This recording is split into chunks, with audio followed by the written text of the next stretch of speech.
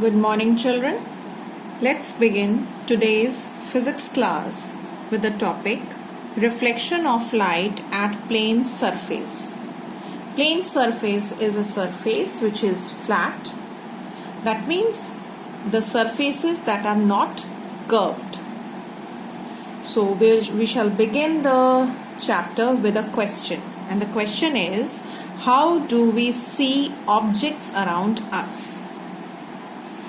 We can see objects with the help of our eyes, but in the dark it is not possible. Eyes can see objects only in the presence of light. So let's define what is light. Light is an electromagnetic wave. It is a definite type of wave which are also called radiations. Okay? So light is an electromagnetic wave which does not require medium for its propagation. That means it can travel in vacuum also. And in vacuum, the speed of light is 3 into 10 to the power 8 meter per second. But the speed changes with the change in the medium. I think you all remember that in class 8 you studied the chapter refraction of light, where it was taught to you that the speed of light changes whenever light travels from one medium to another medium. But here we are not concerned about that. We will be only talking about the reflection phenomenon which takes place in one medium only. So let us go further. There comes another question, that the light which we are talking about, what is the source of light? That means from where it comes from. Light comes from luminous objects or luminous bodies, which are considered as its source. What are luminous bodies? Examples are sun, stars, bulb, tube lights. All lighting devices are luminous objects. So we can see these luminous objects because they emit their own light. But there are many bodies around us which are non-luminous.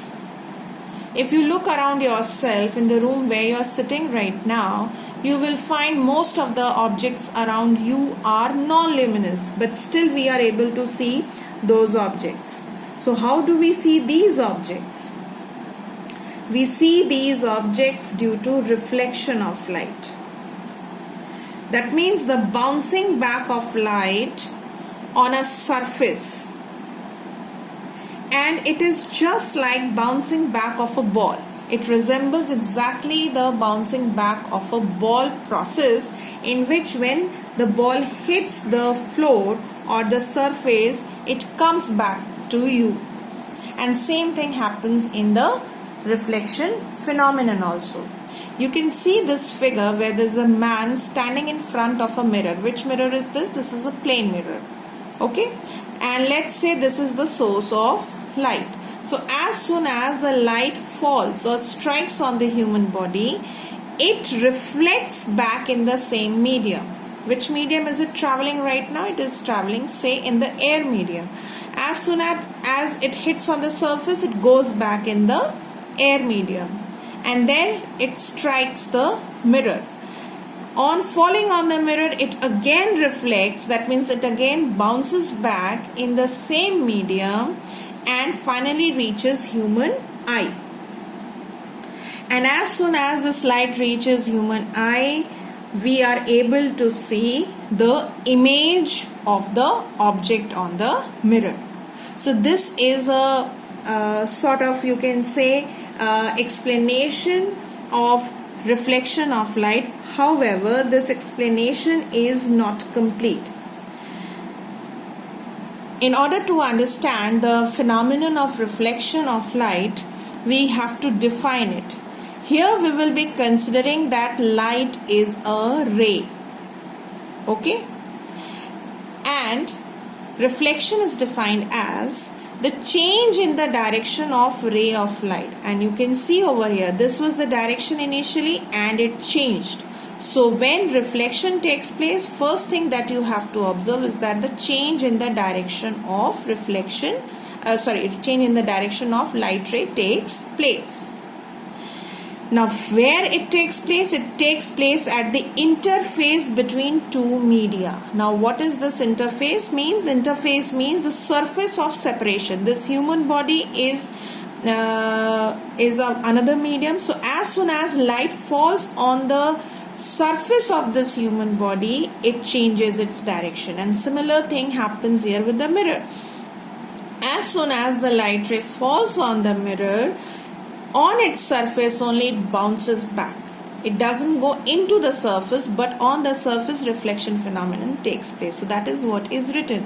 And it takes place at the interface, that means the surface of separation between the two medium from which it originated. That means here also in the first case, when reflection took place, it went back to the air medium.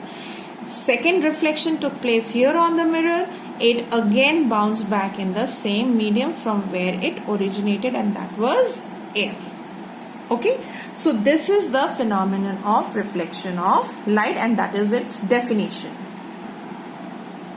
So it is the reflection of light only which enables us to see different objects around us. Okay, so that is reflection phenomenon, children. And you can see in this diagram also the ray which strikes the mirror. Here again I have used a mirror, plain mirror. So this ray strikes the mirror. This is coming from air. It strikes on the surface and goes in a certain direction. That means it is not following the direction of the incident ray. This ray is known as incident ray and this one is known as reflected ray. The direction of the ray changes at the interface between the two media. There is one more important point which needs to be discussed, and that is different substances reflect light to different extent. Now what kind of substances am I talking about? I am talking about polished and rough surfaces. Basically it is different substances as well as different surfaces. It applies to both. Now, a surface can be polished or smooth and a surface can be rough also. Polished or smooth surfaces reflect most of the light. That means almost 100% reflection takes place. However, it has been observed there is negligibly small absorption of light takes place, but that is not our concern and it is not a point of a discussion now. However, rough surfaces, they undergo partial reflection. That means partially some of the light gets reflected from the surface and some part of the light is absorbed by the surface. Okay, mirror comes under smooth and polished surface, where we will consider that most of the light is reflected back in the same medium. Now, after this, one more question arises as we have to go further into the topic. And the question is that if I have drawn this diagram which shows that the incident ray is falling in this way and that is the reflected ray, is it possible for me to draw a reflected ray which instead of going in this direction is actually going in this direction or in that direction? That means I am asking you whether it is possible for this incident ray, for us to draw a reflected ray corresponding to this incident ray, which is not following this path but it is following some another path. Is it possible? Answer is no. A ray cannot go in any direction. That means if a ray has to come along this direction, then the reflected ray will definitely go in that direction because these rays follow certain laws. If an incident ray I have drawn in this direction, then the reflected ray cannot be in this direction, it cannot be in this direction or in any other direction. It has to be in this direction only. So why is this so? Because it follows certain laws of reflection. Before we go on to the laws of reflection, we will have to study a few terms which you were already taught in class 7. So we will simply recall those points. So that's the diagram which is drawn here, and this explains all the important terms related to reflection of light. Here I have drawn an incident ray. How will you identify? It's simply by its direction. Then this is the point of incidence at which it is falling. Then this is the reflected ray, and you can see it is going in the same medium from where it originated but with a different direction. There is a dotted line drawn here. This is perpendicular to the entire surface of the mirror, and this is known as normal. The angle between normal and incident ray is angle of incidence, while the angle between reflected ray and the normal is known as angle of reflection. The remaining angle this side is known as glance angle of incidence, that is the angle between the surface of the mirror and incident ray. The angle between reflected ray and the surface of the mirror is known as glance angle of reflection. Then there are two more terms related. The first one is plane of incidence. Plane of incidence is the plane lying this portion, containing this portion, means the incident ray and the normal. This is entirely plane of incidence, and that is entirely plane of reflection, which consists of normal and reflected ray. I hope you must have recalled all these terms, and now we are in a position to understand the laws of reflection. There are two laws of reflection. The first is angle of incidence is always equal to angle of reflection. That means, which two angles are we talking about here? This angle and that one. These two are always equal to each other. If this is 10 degrees, that will be 10 degrees. If it is 40 degrees, it will also be 40 degrees.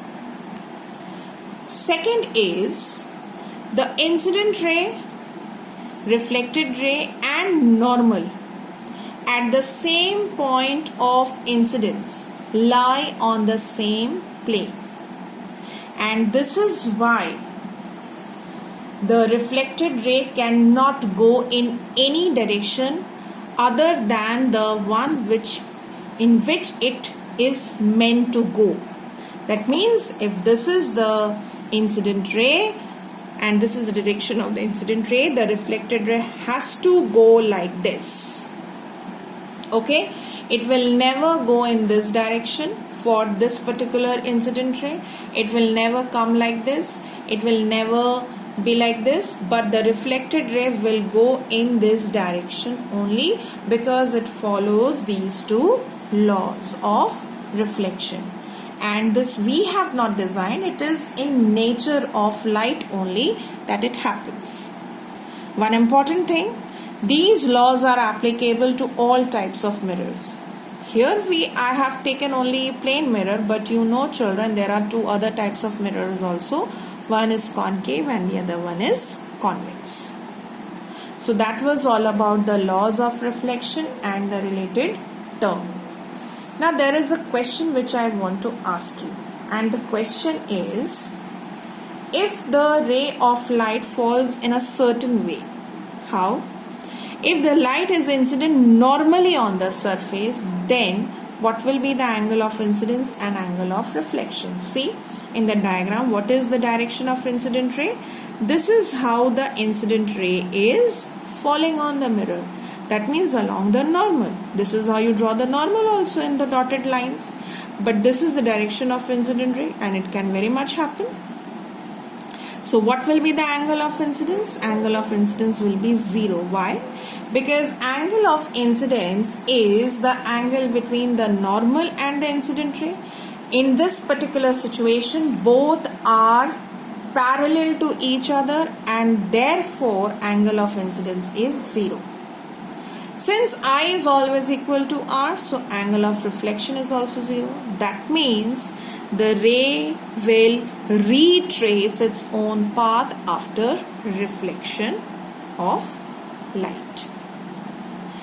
This is a very important concept which you must understand, because this we are going to use in all the topics where you will be taught about image formation.